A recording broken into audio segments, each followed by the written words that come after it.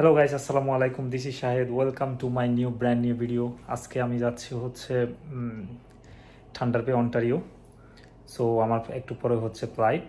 So আপনাদেরকে আশা করি ঠান্ডার পুরো ফ্লাইট জার্নি এবং থান্ডার বের পুরো এরিয়াটা দেখানো ট্রাই করব। সো সবাই আশা করি ভিডিওটা অনেক এনজয় করবেন। So let's go.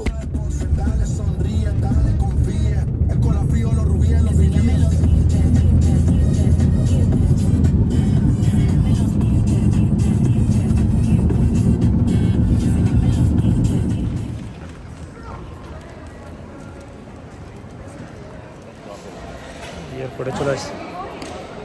ডোমেস্টিক ফ্লাইটের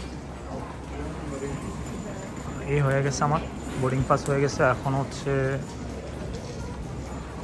বিমানের দিকে যাওয়ার জন্য ready.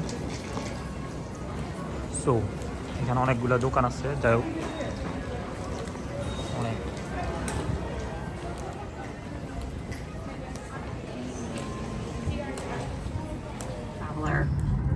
A reversible life vest is located in a pouch beneath your seat. Please refer to your safety features card for removal and donning instructions.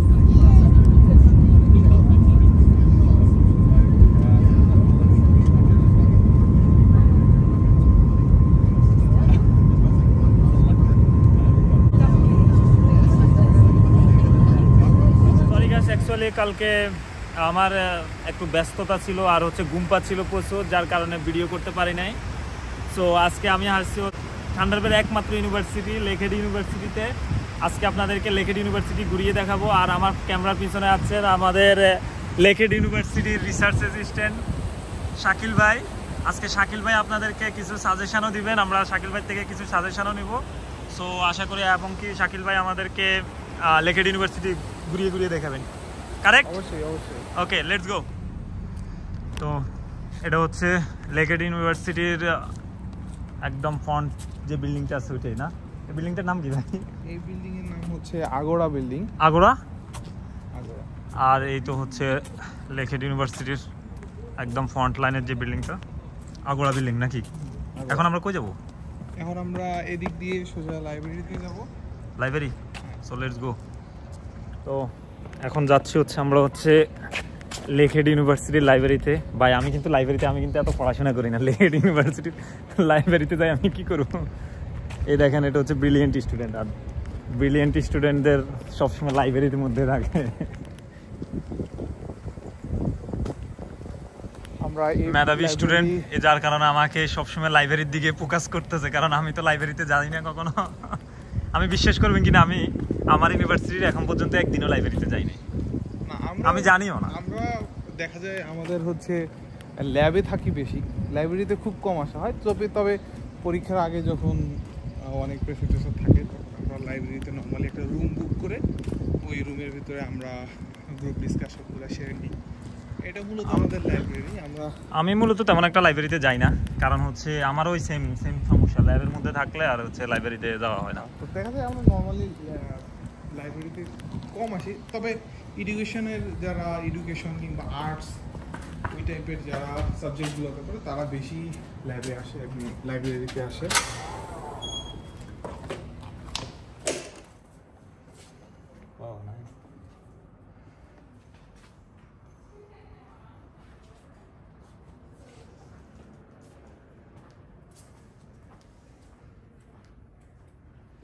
আসলে লাইব্রেরিতে অত বেশি যাওয়া ভিডিও করাটা হচ্ছে একটু সমস্যাজনক, কারণ ওখানে সবাই পড়াশোনা করে। তো যার কারণে হচ্ছে ওভারঅল মিলা লাইব্রেরিটার একটু ভিডিওটা জাস্ট ও দেখাতে পারি না সবগুলো। তো এটা আমাদের এই বিল্ডিংটাতে আসলে ওই ইঞ্জিনিয়ারিং এবং মেকানিক্স ছোটো ছোটো যে ওয়ার্কশপগুলো হয় নর্মালি, সেটা হচ্ছে নর্মালি এই বিল্ডিংয়ে হয়। তো দেখা যায় কোনো ম্যাথ প্রবলেম কিংবা কোনো ম্যাথ অলিম্পিয়াড বা অন্য যে জিনিসগুলো হয় ওয়ার্কশপ, সেগুলো আসলে এই বিল্ডিংয়ে হয় না, এর ভিতরে হয়। আচ্ছা আচ্ছা, তাহলে ওইদিকে কি আছে? ওইদিকে আমাদের জিমনেশিয়াম এবং একাডেমিক যে থাকার জায়গাগুলো যা আছে, ভার্সিটির হল যেগুলোকে আমরা বলে থাকি আর কি, ওইগুলো ওইদিকে আছে। ভার্সিটি ওইদিকেও আছে, বাট এদিকেও আছে, দুই দিকেই আসলে আছে। বাট এদিকে একটু মানে বাসার পরিমাণটা বেশি, ওদিকে মনে হয় প্রফেসররা থাকে। ওদিকে একটু দেখি। এটা হচ্ছে যাই হোক মোটামুটি এনভায়রনমেন্ট অনেক সুন্দর আছে। সেটা হচ্ছে এই আসলে অ্যাকচুয়ালি কানাডাতে আপনি মানে প্রত্যেকটা ইউনিভার্সিটির এনভায়রনমেন্ট যেভাবে বলেন না কেন মানে সবগুলোর একটু মানে অন্যরকম থাকে, বাংলাদেশের ইউনিভার্সিটিগুলোর মতো না। আর এখন হচ্ছে একটু ঠান্ডা ঠান্ডা লাগতেছে বা মানুষজন কম লাগার কারণ হচ্ছে মূলত এখন সামারের কোনো কোর্স নাই, রাইট? না, তাছাড়াও আবার আজকে শনিবারের দিন। হ্যাঁ, আজকে আবার বন্ধের দিন। এই জন্য কারণ নর্মাল যাদের প্রয়োজন ছাড়া এখানে এখন আসে না শনিবারের দিন। আর এমনিতেই মূলত হচ্ছে এটা আমাদের আরেকটা বিল্ডিং, এখানে নর্মালি ক্লাসগুলো হয় আর কি এই বিল্ডিংটাতে। তো আন্ডারগ্রেডের ক্লাস হয় বেশিরভাগ এই বিল্ডিংটা। আর এই বিল্ডিংগুলো হচ্ছে যারা মেডিকেল সায়েন্স রিলেটেড সাবজেক্ট। ও আপনাদের এখানে মেডিকেল সায়েন্সও আছে? আচ্ছা আচ্ছা আচ্ছা। নার্সিং এবং মেডিকেল সায়েন্স রিলেটেড যে বিল্ডিংগুলো, তারপরে হচ্ছে এই যে কীট পতঙ্গ নিয়ে যে কাজ। হ্যাঁ, তার মানে যারা হচ্ছে নার্সিং নিয়েও পড়তে চায় তারাও কিন্তু আপনার লেখের ইউনিভার্সিটিতে অ্যাডমিশন নিতে পারে, রাইট? ওকে, নাইস। এবং অন্টারিওর মধ্যে one of the best university nursing এর। আচ্ছা, আপনার ইউনিভার্সিটিতে মনে করেন যে যারা মনে করেন যে সাপোজ অনেকে আছে না মানে কেন আপনার ইউনিভার্সিটিতে চুজ করবে, একটা পজিটিভ সাইন বলেন। এইটা আসলে প্রত্যেক জনের জন্য বিষয়টা আলাদা আলাদা। না, বুঝতে পারছি, প্রত্যেকটা ইউনিভার্সিটির একটা ডিফারেন্ট। যেমন কি আমি যে ইউনিভার্সিটিতে আছি ওই ইউনিভার্সিটি একটা ডিফারেন্ট কারণে ওটা আপনি আসতে পারেন। এখন আপনার ইউনিভার্সিটি কি কারণে যে মানুষ এটা এই কারণেও চুজ করতে পারে, এরকম একটা রিজন বলতে পারে? দেখা যায় যে আমরা যারা বিগ সিটিগুলো থেকে আসছি, যেমন আমরা বাংলাদেশ থেকে ঢাকা শহর থেকে আসছি, আমি পার্সোনালি দেখা যায় একটু নিট অ্যান্ড কোয়াইট প্লেস পছন্দ করি বেশি। এবং সেই সাথে রিসার্চ, ইউনিভার্সিটি, শান্তশিষ্ট পরিবেশ, নিট অ্যান্ড ক্লিন পরিবেশ, ঘুরতে যাওয়ার জন্য ন্যাচারাল বিউটিস, বলতে পারো যে ন্যাচারাল বিউটি যারা লাভার, যারা আসলে তারা এই সাইডে এই সব ইউনিভার্সিটি পিক করতে পারে। আরেকটা বিষয় হচ্ছে ইদানিংকালে মানে আপনার যে শহর মানে অনেকে আমরা যারা হচ্ছে টরন্টো থাকি বা ওয়াটারলুতে থাকি তা ওখানে কিন্তু এখন কিন্তু পার্ট টাইমের খুব একটা ক্রাইসিস। অনেকে মনে করে কি গ্রাম সাইডে মনে হয় যে জবের অনেক মানে জব নাই বা কিছু নাই। হ্যাঁ ঠিক আছে, গ্রাম সাইডে হয়তো দেখেছে অন্য টাইপের। আপনি স্টুডেন্ট থাকা অবস্থায় এদিকে স্টুডেন্ট পার্ট টাইম জব খুব অ্যাভেলেবেল আছে। আমি মানে গতদিন আসছি তো আমি মোটামুটি দেখতেছি বা ওনারা দীর্ঘদিন ধরে আসছে, মোটামুটি ভালো অ্যাভেলেবিলিটি আছে। কিন্তু আমরা যারা হচ্ছে ওয়াটারলু টরন্টোতে, কারণ এখানে ওয়াটারলু টরন্টোতে এত পরিমাণ মানুষ আসছে গত কয়েকদিনে, মানে কি বলবো, ভিজিটের বিষয় থেকে শুরু করে মানে এভরিওয়ান মানে কেন জানি চুজ করা হচ্ছে ওয়াটারলু টরন্টো, ওই সাইডে থাকতে হবে কেন জানি, মানে এগুলো চুজ করার কারণে কি হয়েছে এখন ওখানে পার্ট টাইমের খুব একটা ক্রাইসিস। এমন না যে মানে ফুল টাইমে হয়তো যে জব পাবেন এমন ব্যাপারটা এমন না, বাট পার্ট টাইমের অবস্থা খুবই ক্রাইসিস হচ্ছে আপনার ওয়াটারলু আর টরন্টোর ওইদিকে, শুধুমাত্র এই রিজনের কারণে। কারণ প্রত্যেকটা মানুষ ভাবে যে হয়তো গ্রাম সাইডে একটু গ্রামের দিকে গেলে হয়তো বা অন্য রিজনে গেলে হয়তো জব নাই, এরকম কিছু একটা। তার মানে এগুলো হচ্ছে পুরো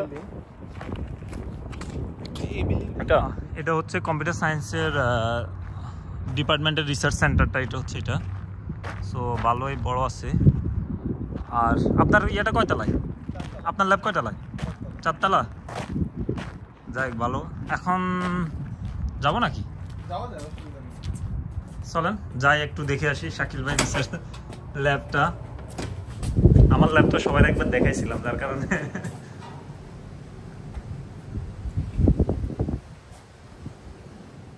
এই অংশটা এই পার্টিকুলার প্লেসটা আমার স্পেশালি আমার একটা ফেভারিট প্লেস। এবং এই জায়গাটাতে আমার না শুধু ইউনিভার্সিটির অনেকেরই খুবই ফেভারিট প্লেস এই জায়গাটা। কারণ তুমি যদি একটু দেখো ওই দিক থেকে আমরা স্লিপিং জায়ান্টটা খুব সুন্দর দেখতে পাই এখান থেকে। ওটা কি পাহাড়? না, এটাকে পাহাড় কাইন্ড অফ, এটাকে আমরা স্লিপিং জায়ান্ট বলে থাকি আর কি। ও আচ্ছা আচ্ছা আচ্ছা আচ্ছা, জায়গাটা কিন্তু অনেক সুন্দর, বিশাল একটা এরিয়া নিয়ে। হ্যাঁ, তো এটা আমাদের পুরো সিটিটা এখান থেকে আসলে এটা অনেক উঁচু। আচ্ছা, এটা এখান থেকে কত দূর? এটা অলমোস্ট 75-70 কিলোমিটার হবে। এত দূর? এটা এদিক থেকে কাছে, বাট এটা আসলে যাইতে গেলে ঘুরে যাইতে হবে। এই কারণে আচ্ছা আচ্ছা আচ্ছা, জায়গাটা কিন্তু অনেক সুন্দর। এবং পুরো একটু যদি তুমি চতুর্দিক দিয়ে খেয়াল করো তাহলে দেখো পুরো, হ্যাঁ পুরোটা একটু আসলে মনে হচ্ছে যে এটা দিয়ে ঘেরা আসলেই তাই, আসলেই পাহাড় দিয়ে ঘেরা পুরো। আচ্ছা আচ্ছা, সিটিটাই আসলে এরকম পাহাড় দিয়ে ঘেরা। তুমি যদি একটু সাইড দিয়ে তাকাও তাহলে বুঝতে পারবে। হ্যাঁ হ্যাঁ হ্যাঁ, মানে পুরোটা মনে হচ্ছে পাহাড় দিয়ে ঘেরা। আর এই পাশে এই যে লেকটা দেখা যাচ্ছে স্লিপিং জায়ান্টের আগে, এটা হচ্ছে লেক সুপিরিয়র, যেটা আমরা বলি থাকি পৃথিবীর সব থেকে বড় মিঠা পানির লেক। ও এখানে তো এয়ারপোর্টটা মনে হয়। হ্যাঁ, এয়ারপোর্টটা আমি কালকে তো এখান দিয়ে নামছি মনে হয়। ওই যে নামতেছে, ওই যে হ্যাঁ বুঝতে পারছি। তো এখন হচ্ছে শাকিল ভাইদের ল্যাবে আসছি। সো এখন শাকিল ভাইকে আমি কিছু কোশ্চেন করতে যাচ্ছি, সেটা হচ্ছে আপনাদের মানে আপনি তো আসছিলেন সেপ্টেম্বরে আমার সাথে, তো হচ্ছে আপনার ওখানে মানে আপনাদের এখানে আসার পরে মানে আপনার যে এতদিন পার্ট টাইম জব থেকে শুরু করে এডুকেশন সিস্টেম সবগুলোর ওভারঅল এক্সপিরিয়েন্সটা কি? এখন ব্যক্তিগতভাবে সবাই তো কানাডার এডুকেশন সিস্টেম নিয়ে সবাই খুব ভালো করেই জানে। এটা আসলে এক্সট্রা করে বলার কিছু নাই যে আমাদের ডেফিনেটলি এরা বাংলাদেশের থেকে ডেফিনেটলি অনেক এডুকেশন সিস্টেমটা অনেক ভালো।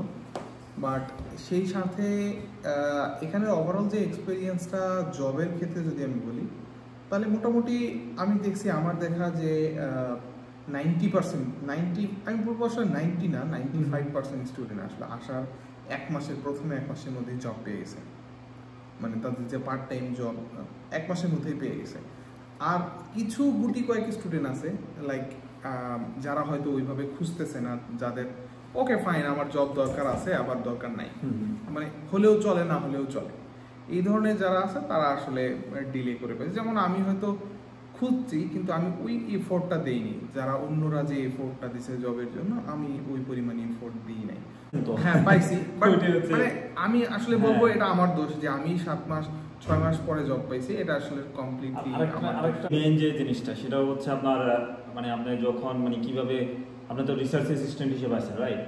সো আপনি মানে কিভাবে ম্যানেজ করছেন যে মানে মনে করেন যে একটা প্রফেসর রিসার্চ অ্যাসিস্ট্যান্ট হইতে হলে আমি হচ্ছে আপনার একদম প্রফেসর ম্যানেজ করতে হবে, তারপর হচ্ছে সব প্রফেসরদের মেইল করতে হয়, মেইল করে প্রফেসর ম্যানেজ করতে হয়, দেন হচ্ছে আপনি এখানে আসতে হয়, তারপর প্রফেসর অ্যাকসেপ্ট করলে তারপর আপনার প্রফেসরের সাথে রিসার্চ নিয়ে কাজ করতে হয়, ঠিক আছে? সো আপনার ওভারঅল এক্সপিরিয়েন্সটা হচ্ছে একটু দর্শকদের জন্য শেয়ার করবেন, কারণ হচ্ছে আমি যেভাবে আসছি আমি তো আমার এক্সপিরিয়েন্স শেয়ার করছি রাইট? সো আমি চাচ্ছি হচ্ছে হয়তো আমারটা ডিফারেন্ট সিনারিও, আপনার সাথে আরেকটা ডিফারেন্ট সিনারিও করছে, আরেকজনের সাথে ডিফারেন্ট আরেকটা সিনারিও করছে, সবাই যাতে একটা ডিফারেন্ট সিনারিও থেকে যাতে একটা এক্সপিরিয়েন্স গ্যাদার করতে পারে। মেইনলি এখানে আসলে রিসার্চের জন্য যে প্রফেসর খোঁজাটা এটা আসলে ওভারঅল সবার জার্নিটাই কাছাকাছি থাকে, হয়তো বা 19-20 এরকম। তো আমার ক্ষেত্রে এই বিষয়টা একটু ইজি ছিল বিকজ আমার বন্ধু এখানে রিসার্চ করতো, সো তার মাধ্যমেই আসলে আমার যে কারেন্ট সুপারভাইজার তার সাথে আসলে পরিচয়। এবং নর্মালি এটা তো সবাই সঠিক যে আমাদের ব্যাক এন্ড লাইক আমরা যখন অনার্সে থাকবো তখন ডেফিনেটলি আমাদের 1-2টা পেপার থাকা লাগবে ডেফিনেটলি, তাছাড়া তো কোনো প্রফেসরই আসলে এখানে ব্যাপারটা আরেকটা ক্লিয়ার করি, মানে রেফারেন্স আছে বিদায় যে আপনার প্রফেসর কিন্তু আপনারা চিনে না। ব্যাপারটা হচ্ছে কি প্রফেসর হয়তো আপনারা বলছে যে হচ্ছে আমি হয়তো আমি যেমন কি বলি, আমি হয়তো বলতে পারি যে হচ্ছে অমুক একজন আমার একটা ফ্রেন্ড আছে, আপনার চাইলে কথা বলে দেখতে পারেন, কথা বলে আমি সর্বোচ্চ আমার কাজ হচ্ছে আমি সর্বোচ্চ কথা বলে পর্যন্ত নিয়ে দেওয়ার মতো, কিন্তু তারপরে কিন্তু যে কাজগুলো প্রফেসর পছন্দ হওয়া আপনার এই সব কাজ করতে হবে, কারণ কাজ কিন্তু আপনি করতে হবে রাইট? দিন শেষে কাজটা কিন্তু আপনাকে কমপ্লিট করতে হবে, প্রফেসর তো আপনার ফ্রেন্ডও কমপ্লিট করে দেবে না, কেউ কমপ্লিট করে দেবে না। সো এটা জাস্ট প্রফেসর আপনার সাথে ওয়ান কাইন্ড অফ একটা মিট আপ করে দেওয়ার মতো ব্যবস্থা আর কি, এছাড়া আর কিছুই না। এই জিনিসটাই হচ্ছে আবার অনেকে হয়তো ক্লিয়ার থাকবে না, যার কারণে ব্যাপারটা বুঝাই দিলাম আর কি। যাই হোক না, এখানে হচ্ছে একটা আমার ক্ষেত্রে এটা পজিটিভ ছিল, বাট ওভারঅল যে ওই যে আমাদের জার্নিটা রিসার্চ পেপার দেখবে, তারা আমাদেরকে বিভিন্ন ধরনের কোশ্চেন করবে, মিটিং করবে, তারা চুজ করবে যে ওয়ান কাইন্ড অফ লাইক যেমন অন্যদের ক্ষেত্রে হয় যে একটা ইউনিভার্সিটি সিলেক্ট করো, প্রফেসর লিস্ট খুঁজে বের করো, তোমার রিসার্চ টপিক অনুযায়ী তার রিসার্চের সাথে মিলতেছে কিনা সেই অনুযায়ী তাকে মেইল করার যে প্রক্রিয়াটা, এটা আমিও করছি অন্য প্রফেসরের জন্য, কিন্তু আমার ক্ষেত্রে ডিফারেন্ট সিনারিটা হয়েছে যে আমার বন্ধু অলরেডি এখানে ছিল, তো দ্যাটস ওয়াই আমি মানে খুব দ্রুত আর কি প্রফেসর ম্যানেজ করতে পারছি, যেহেতু আমার ফিল্ড আমি এআই নিয়ে কাজ করছি অনার্সে, সো আমার প্রফেসরও এআই নিয়ে কাজ করে, সেহেতু আমার জন্য অনেকটা ইজি হয়ে গেছে। বাট ওভারঅল যে জার্নি, এরপরের যে জার্নিটা যে প্রফেসর তোমাকে কেন পিক করবে বা তোমার রিসার্চ পেপারের কি অবস্থা না অবস্থা, তুমি কাজ পারো কি না, ওভারঅল যে সিনারিওটা, এই পরের যে সিলেকশন প্রসেসটা একই ছিল, মানে অন্য রিসার্চারদের যেরকম ঠিক আমারও ঠিক একই রকম। বুঝতে পারছি। যাই হোক, আমরা হচ্ছে মানে এখন মানে ইউনিভার্সিটির ক্ষেত্রে বিশেষ করে এখন যে সমস্যাটা হচ্ছে, প্রচুর পরিমাণ স্টুডেন্ট রিজেক্ট খাচ্ছে। আর অনেকে চিন্তা করে হচ্ছে, দেখেন আপনি যে কোনো একটা জিনিস, অনেকে চিন্তা করে যে আমি এখানে আসবো, অনেক টাকা ইনকাম করব, তারপর হচ্ছে মনে করেন যে এই টাকা দিয়ে টিউশন ফি দিব, সব কিছু কাভার করে বেরবো। আসলে কি এটা কি পসিবল হয়? আমার কাছে মনে হচ্ছে যে পসিবল না। না, আপনার কাছে কি মনে হয় মানে এই যে সিনারিও? কারণ ওভারঅল আমি দেখছিলাম যে হচ্ছে যারাই বলছিল মানে এটা আসলে পসিবল হয় না। আমি আপনার যেহেতু আশেপাশে মানুষজন আছে, আপনার তাদের দেখে আপনার কাছে কি মনে হয় এটা কি পসিবল যে টিউশন ফি দেওয়া, বাসায় টাকা দেওয়া? আমার একজনে বলছিল সে নাকি ইউনিভার্সিটিতে স্টাডি করে, অনার্সে পড়ে, তাও নাকি সে নাকি মাসে 2-3 লাখ টাকা পাঠায়। এটা কি পসিবল? শুধু yes or no, that's it. কারণ আমি জানি যে টিউশন ফি দেওয়াটাই কষ্টকর, সেখানে হচ্ছে আপনার এত টাকা। এখন ফান্ডিং অনেকে এরকম থাকে যে যাদের না, ওর কলেজের স্টুডেন্ট, আমি ফান্ডিং এর কথা বাদ দেন। না না, এরকমও হয় যে ধরো যে এরকম হয়েছে যে তোমার ফান্ডিং কাভার করতেছে না পুরাটা, লাইক পার্শিয়ালি কাভার করতেছে। ধরো তোমার টিউশন 70% or 80%, 70% কাভার করছে। ওই 30% ম্যানেজ করার জন্য ছেলে মেয়েরা পাগল হয়ে করতেছে। সো এখানে যেখানে 30%ই ম্যানেজ করতে পারতেছে না, সেখানে আবার যে নন ফান্ডিং এর স্টুডেন্ট পুরা টিউশন ফি কাভার করে আবার বাসায় তো টাকা পাঠানো, এটা নাইটমেয়ার। এটা তো মানে ইম্পসিবল, মানে আসলে এটা বলার কোনো বাহুল্য। যাই হোক, আজকের ভিডিওটা যারা হচ্ছে দেখতেছেন তাদের হচ্ছে আপনারা অনেক আসলে এই ইনফরমেশনটা হেল্প করবে যে হচ্ছে আপনার চিন্তা মানে স্টাডি করতে আসছেন, স্টাডি আপনার মেন ফোকাস থাকতে হবে। অন্য কিছু যদি আপনার মেন ফোকাস থাকে তাহলে আমার মনে হচ্ছে আপনি হায়ার স্টাডির জন্য বিদেশে আসা উচিত না, আপনার কোনো জব বিষয়ে আসা উচিত সিরিয়াসলি। কারণ হচ্ছে আপনার যদি স্টাডি ফোকাস করতে হয় তাহলে আপনার হচ্ছে পড়াশোনার জন্য হচ্ছে পড়াশোনা ফোকাস করতে গেলে আপনি টাকা ইনকাম করতে পারবেন না। আর আপনি যদি একটা সময় ভালো পড়াশোনা করেন, সবকিছু ঠিকঠাক রাখেন, তাহলে টাকা একসময় আসবেই, টুডে তোমার টাকা আসবে।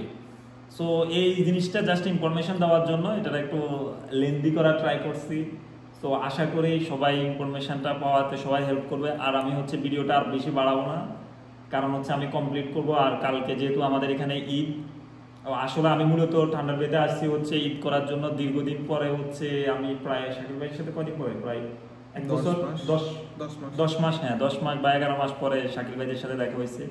আজকে সবাই একটু ব্যস্ত, সবাই ঈদের জন্য একটু প্রিপারেশন নিচ্ছে, সবাই একটু ব্যস্ত, যার কারণে সবাই নাই। আশা করি কালকের ভিডিওতে আমি হচ্ছে মানে ঈদের ভিডিওতে আমি হচ্ছে সবাইকে দেখাতে পারবো। এখানে আমাদের আরো পরিচিত যারা আছে সবাই দেখাতে পারবো। আজকে মূলত শাকিল ভাই একটু ফ্রি ছিল, যার কারণে শাকিল ভাই আমার কাছে নিয়ে আসছে।